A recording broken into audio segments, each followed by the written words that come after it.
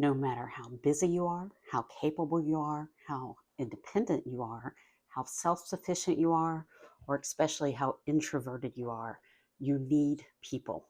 You need them.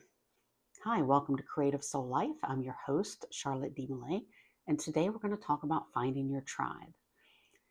It's been a little while since I have done a Creative Soul Life video. I took an unintended break, not because I'm not videoing and being busy. I got busy on the living part of the creative life.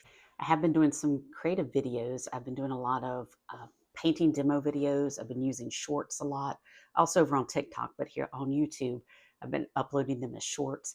I also have fallen in love with making little fairy houses, and I've uploaded a couple of how-to videos on that on this channel as well.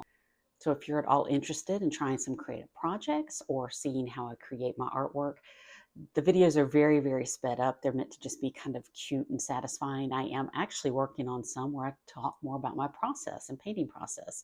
So those are coming soon. So I have been busy, again, doing the creative living part. And as usual, when you're living a creative life, that's been feeding my soul.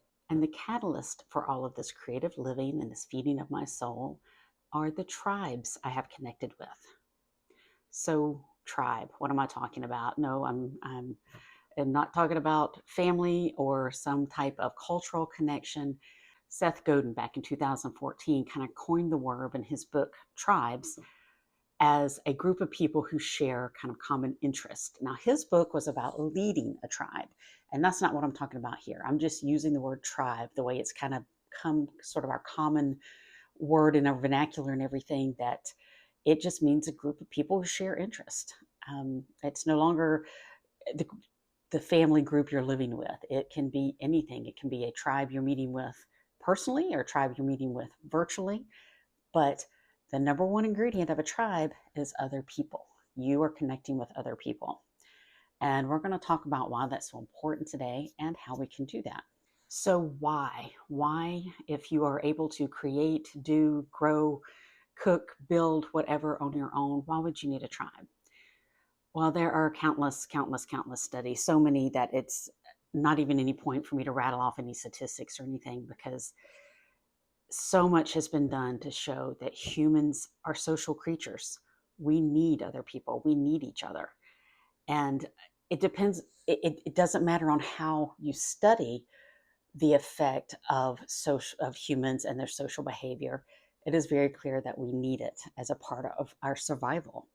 Books that are written on longevity, that is always a key component. It's not just what they eat, it's just not just how they move. There is a social component to longevity. It literally helps you live longer to be plugged in socially. Also, it shows that it enhances the quality of our life, not just the longevity, but the quality. And a lot of the studies before COVID talked about longevity. But since 2020 and 2021, when the entire world experienced the social isolation of the COVID and the pandemic, a lot of the studies have focused on how social connections enhance our well-being and, like I said, the quality of our life. The amount of anxiety, depression, and just general mental health issues and problems that just exponentially blew up during those periods of isolation, because it wasn't healthy. It wasn't healthy to be isolated from our friends, from our family, from those we loved, from the things we were used to doing, whether it was the friendly faces you see when you're going to the gym, to the cashier that rings you up at the market, to your clubs and groups and book groups and everything. We need these social connections. And it was proven that it was very, very harmful to not have them. So these social systems help us by providing a support system. It reduces our sense of isolation. It's stimulating, and it provides a little bit of accountability. It helps to connect with people, even if you're an introvert, and I'm an introvert, and we'll talk about that. So how do you find your tribe? And usually you'll have more than one tribe. You'll have a variety of tribes based on different things in your life. When my kids were younger, my tribes were based on two things: my neighbors, so it was a proximity, and the second was my kids. it seemed like all of my tribes revolved around my kids because I was a stay at home mom and my kids were my job. Took that very seriously. And most of my connections from the time they were very tiny all the way up until almost graduation of the youngest had to do with something to do with my kids and their life. I had some other tribes and stuff, and I'll go into that. But in that time of my life, that's where my connections were. It started even before they were in school. Some of my husband's coworkers, wives, were like me. We had stopped work to have a child, and we're not going back to work right away. We were going to stay home with them. And we felt very isolated. We were used to going into offices or to stores, or there was a variety of careers. I think one was a personal trainer, but each of us felt that sense of isolation when we were home by ourselves with an infant. And infants can be exhausting, but they're not very mentally stimulating. So we got together and formed a play group. And I joined it, I guess my son was about 6 months old. I've got a gap between my oldest and my middle. So this kind of started with my middle child. And several of us got together. Our kids were within probably 6 months to a year in age of some way or another because we had more kids. I had another child, several of those friends had more children. And this play group went on. We met once a week, and the amount fluctuated over time. But it was a lifeline. And in fact, we enjoyed it so much, we even started doing a girls' night out. One night a month, we would go out to dinner. And this time, unless the infant was nursing, the kids got left behind because we really had a connection. We were all at a very similar place in life. We were raising very small children. We compared stories. We gave each other support. Um, we commiserated, we rejoiced, we celebrated. We came to each other's birthday parties for our kids. It was a very close knit and very valuable tribe for that part in time in my life. Now, not all tribes last forever. That one started breaking up when some of the older ones in the group started going to kindergarten, and it made it tougher. When your kids are in school, you've got schedules, you have less flexibility with time, you're beholden to school schedules and school activities and things. So it made it tougher to meet, and so we kind of petered off at that point. And that was okay. We were at a different place, and at that point, we were connecting to other tribes. That's when I got involved with the parent teacher group at my school. For me, it was a PTA. And that became my tribe for years. In fact, some of the friends I met through PTA, I'm still close friends with, even though I haven't had a kid in school in, I don't know, 6 years or so now. And again, same sort of situation. You've got kids roughly the same age, you have the same mindset, you're there, you're interested. And at that point, not all of us were stay at home moms. The one friend I'm still really close to, she was a working mom the entire time, but she was a part of the PTA. We become, like I said, very good friends. In fact, she's still involved in the PTA and hasn't had a child in a little bit longer than mine. And she's still involved. And I'm going back into Texas to celebrate a big win for her in her PTA journey, and I would say second career, because again, she was a working mom doing this. But you will meet people through these things, through your kids, through these activities, because you already have that one connection. You already have that one similarity or shared value, and that puts you in a space with people who you can find the deeper connections with.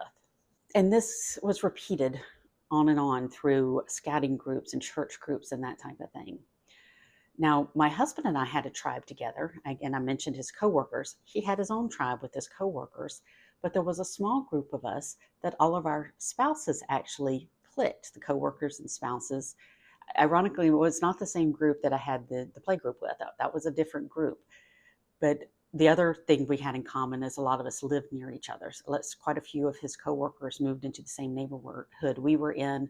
And so we actually rolled in a few neighbors to this group. And this was our weekend group, our social entertaining group, our dinners at each other's houses, the pool parties group, that type of thing. And it was great because that tribe, again, involved couples. So it's a very different mindset and vibe. It was a way to be together and socialize as a large group. Kids would come along, kids were involved. Sometimes they weren't. Sometimes it was dinners out. But those that tribe for us, when we lived in Texas, a lot of them became like family because our family didn't live there. And while I'm still very close to my family, most of them live in another state or multiple states, they didn't live in Texas. And so this was our support system. We spent Christmases and Thanksgivings with some of these friends. So that tribe was very, very important in our adult years for my husband and I. So those are three key components in finding a tribe: your neighborhood, your work, and then through your children. And these will change over time.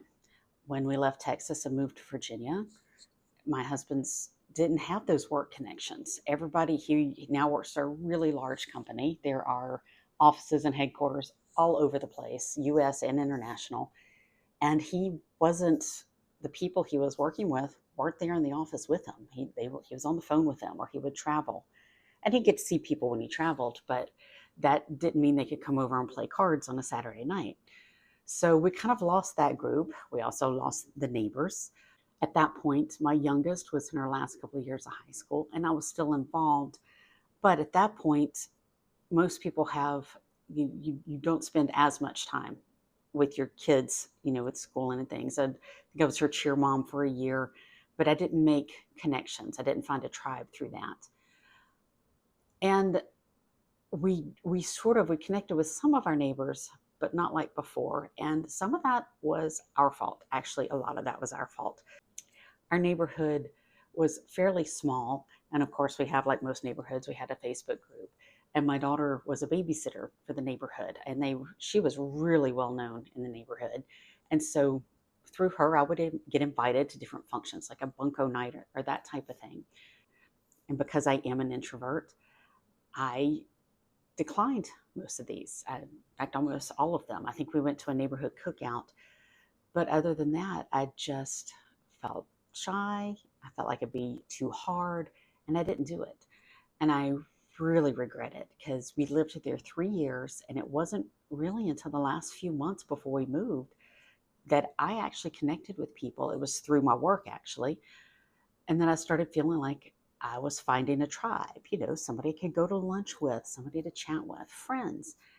And it didn't have to be that way. That was my fault. I didn't put forth the effort. So, lesson learned, even when you're an introvert, you still need it, because I really felt it. I, at times, felt lonely up there. And then we moved to Florida. And of course, we moved to Florida in 2019, and we found our house, and we had work done on our house before we moved in. And so by the time all was said and done, we moved into our home, not this one, the one that was closer to the water. We moved into that home in July of 2020. And you know what was going on in July of 2020? Not much. So we moved into a town that was primarily made up of snowbirders, and who aren't there in the summer. Plus, everything was shut down. There was an art center almost within walking distance of my home, shut down. Everything shut down. So we were in this new home, this new neighborhood, very few neighbors, nowhere to go to look.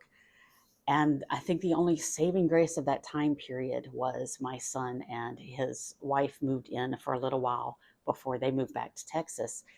And their company made that bearable because it was really lonely. It was really isolating. And like I talked about before, it was very damaging to a lot of people to be so socially isolated for such an extended period of time. And so it took a little while to start looking for a tribe in Florida. And I happened to read upon something. There was a garden club group out there, and I'm like, oh, that sounds interesting. And that's another thing I mentioned. Most of my tribes during my kids' growing up years revolved around them. And I've always been a big volunteer and do things. I was really looking forward to the time when I could do some of these things with my interest. And gardening's a huge one. So when I heard about the garden club, I was really excited, and I went and joined. It was the most, well, I visited and then I joined, and they were the most magnificent group of ladies, so warm, so welcoming. And that's what started it. And then I started working part-time. They became another tribe of mine. Then I found the gallery that I joined. That was a fantastic tribe, and we'll talk about that when I talk about my current tribes. So it took some time. The shutdowns and pandemic did not help that, but I did. But the key element was I had to go looking for it. Tribes don't come to you. I had to go looking for it. I take that back. Sometimes you fall into them by accident. Another saving grace during COVID. It's a really good friend of mine I've been friends with since high school. She was part of a group that met on Zoom. And most of the group were artists. The lady that hosts it is an artist and an art teacher. And that's how my friend knew her. My friend is an artist, an instructor as well. And they had worked at the same school together at one point and became friends. Now, this group were women, and I think at some point men were in it, but when I joined, it was just women. We're all over the country: North Carolina, Florida, Tennessee, Pennsylvania, California. But what we had in common were some sort of loose threads with each other or with the host. And we talked about all kinds of things, a lot of creative things. Um, a lot of times it was art. We took turns hosting and either giving a presentation or leading a discussion. Sometimes we would discuss a book. Sometimes we would just get together and talk about what was going on in our life. And that was really nice during COVID because it was actual human connection and conversation, and was stimulating. I mentioned that's one of the benefits of a tribe is that stimulation. That group is very stimulating to me. It is pure adult conversation, and it's wonderful. And we still meet now. The frequency kind of varies. Sometimes we have a gap, and when we meet, things are going on in lives, and it's hard to coordinate and sync up a date.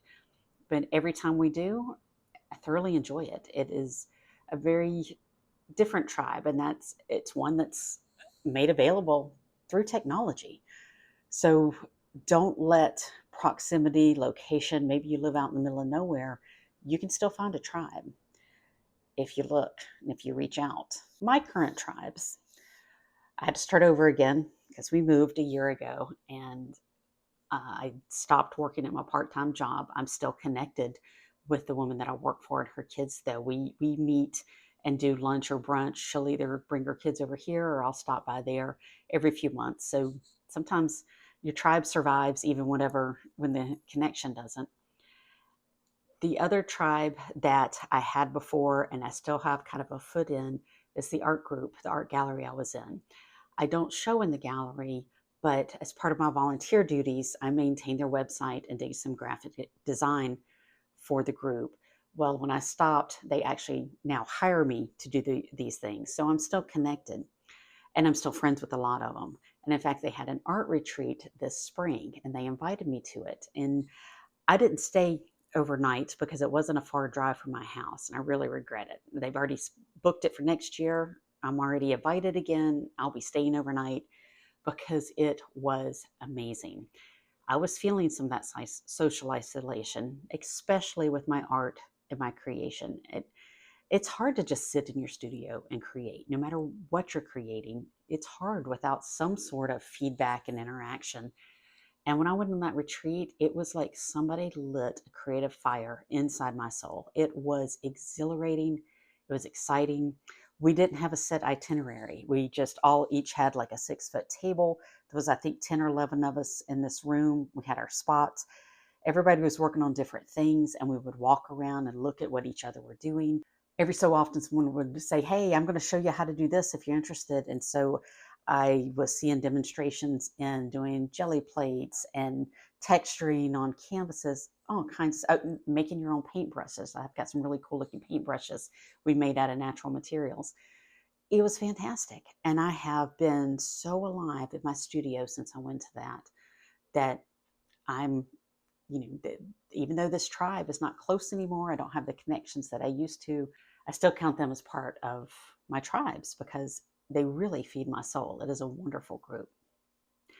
Now, back in January, I happened to see a note on Facebook. There's a garden club here where I live now. I was very excited because I missed my group from before, and I went to the meeting, and it was fantastic. I instantly connected with some people. In fact, the fairy houses I mentioned at the beginning of the video, that was someone there had a sign-up sheet. She was teaching people how to do them. So I signed up, and 2 weeks later, I find myself sitting in her kitchen with about 8 other women learning how to make fairy houses. And it turns out one of the women was a neighbor that's only about 4 houses away from me. So we have connected, and it's just been fantastic. I have gone on garden tours. I have done plant swaps. We had a plant sale.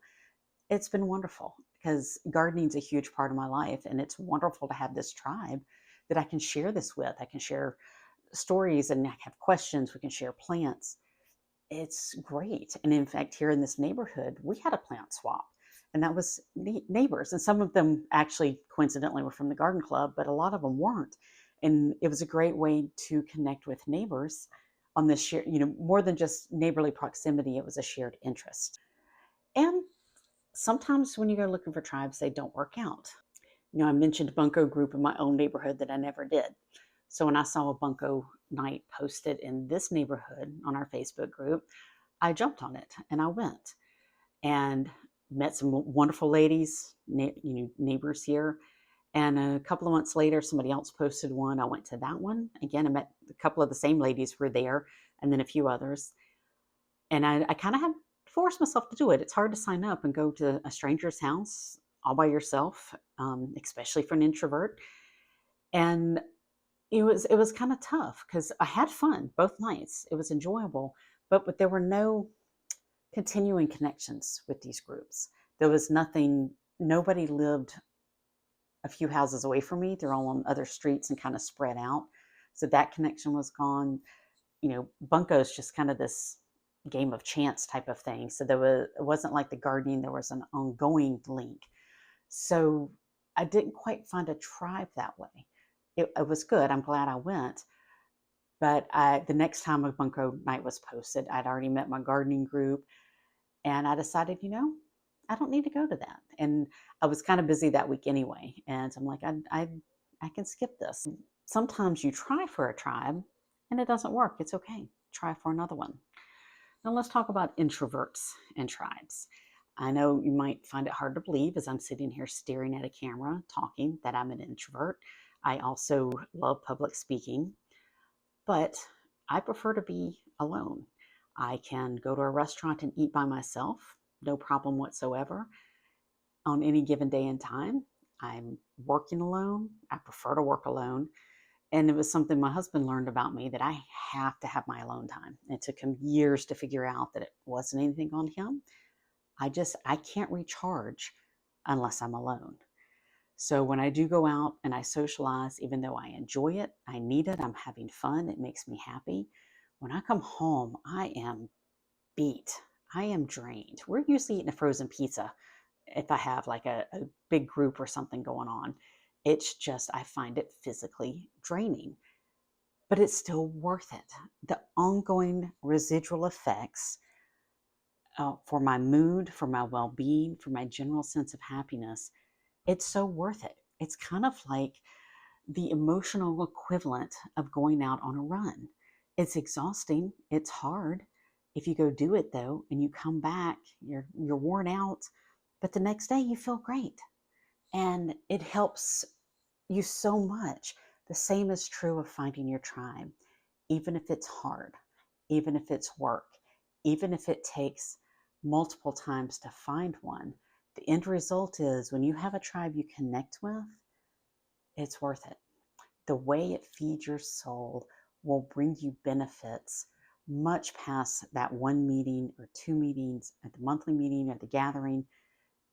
It just wakens up something inside of you and will carry you forward. That sense of happiness and connection and feelings that are even hard to describe last way beyond the actual meeting, meetup, Zoom call, whatever it is. Now, I would be remiss if I didn't mention my favorite tribe, and that's my family.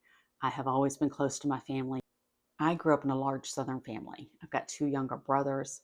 I'm the oldest of 8 cousins on my mom's side. I'm the oldest of 5 cousins on my dad's side. I have lots of aunts and uncles. Our most of our socializing growing up was with family, with groups and gatherings, parties, graduations, holidays. my family was my tribe. And that was very tough when I moved away from them. But, thanks to the wonders of technology like the telephone, I stayed connected with my mom. I stayed connected with my grandmother. But even now, my children are up and out of the home. I still stay connected through phone calls and texting. It's wonderful. I probably talk to one or more of my kids almost every day. I used to call my grandmother every day until she passed. I talk to my mom multiple times a week and we text as well. I still text and I'll text them and call some of my aunts and uncles. My family's still my tribe and I don't live anywhere near them, except one of my kids sort of lives nearby, but otherwise, technology can keep you connected to your tribe, especially the ones that you value the most. You'll make that time, you'll take that minute to send off a text or to make the phone call. So use the tools you have, use technology, use your phone, use Zoom, use whatever social media app you can, Facebook groups or meetups or um, Mighty Network. That's one. I'm on a gardening group on Mighty Network. There's all kinds of ways to connect with people and find your tribe. But please also try and find an in person tribe. Put yourself out there, find a group, because you're not the only one. It helps everyone. So someone else is out there trying to find their tribe as well. And so when you go to out trying to find your tribe, be open and welcome to meeting people. Put a smile on your face, introduce yourself. And then once you're in your tribe and you've been there and there's new people, remember how hard it was. Extend your hand, welcome them, bring them into your tribe. And we'll all help feed each other's souls this way. I'd love one day to start a tribe with the Creative Soul Life. I'm not there yet. I'm not quite sure what platform. Social media is so kind of crazy right now. It's something that I'm exploring in the future. But if that's something you're interested in, let me know because I would love to find other people trying to do like I am, as creatively as possible and connecting with other people wanting to do the same. So go be creative and feed your soul. Thank you for listening or watching. If you enjoyed this, please hit like or subscribe on whatever platform you're listening on. And I can be found on all types of social media and my website. Please drop me a line. Let me know what you think. Reach out. Again, maybe we'll form a new tribe one day.